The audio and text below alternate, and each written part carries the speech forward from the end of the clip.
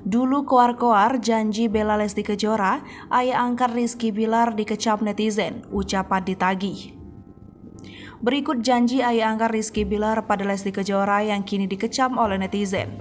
Kasus KDRT yang dilakukan Rizky Bilar pada Lesti Kejora kini kian memanas. Lesti Kejora yang mendapatkan perlakuan kasar dari Rizky Bilar pun ternyata kabur dari Indonesia dan pergi umroh untuk menenangkan diri.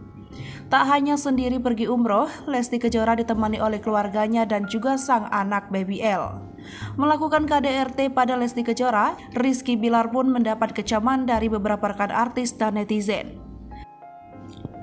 Banyak mendapat kecaman kondisi Rizky Bilar diungkapkan oleh kuasa hukumnya.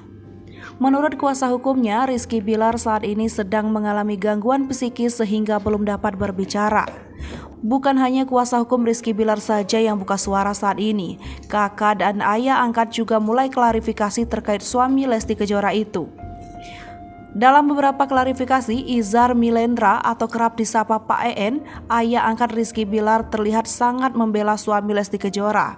Salah satu kasus Rizky Bilar yang dibelanya yakni terkait suami Lesti Kejora didepak stasiun televisi. Menurut Izhar Milendra, anaknya tak masalah didepak stasiun televisi lantaran mereka percaya akan rezeki dari Tuhan. Sementara itu, terkait sikap Rizky Bilar yang temperamental, Izhar Milendra berharap agar sang anak dapat mengubah sedikit tindakannya.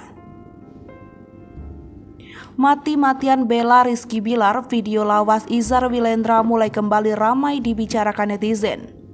Dilansir dari unggahan akun Instagram @lambegosip, terlihat Izhar Milendra yang sedang mengobrol dengan Lesti Kejora dan Rizky Bilar. Di dalam obrolan tersebut, Pak EN mengatakan bahwa ia akan melindungi Lesti Kejora saat disakiti oleh siapapun. Video itu kembali viral, janji ayah angkat Rizky Bilar itu ditagih netizen. Banyak dari netizen juga mengatakan bahwa Izhar Milendra sedang panjat sosial.